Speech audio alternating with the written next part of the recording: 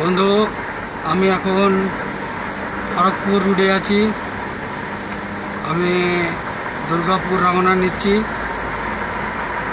পার্টিকে নামিয়ে দিয়ে দুর্গাপুর যাচ্ছি। এখানে খাওয়া দাওয়া করলাম হোটেলে। আপনাকে হোটেলের ফটোটা পাঠিয়েছি। আমি এখন মুম্বাই 6 নম্বর রুট ধরে দুর্গাপুর রওনা দিলাম। দেখুন রুটটা।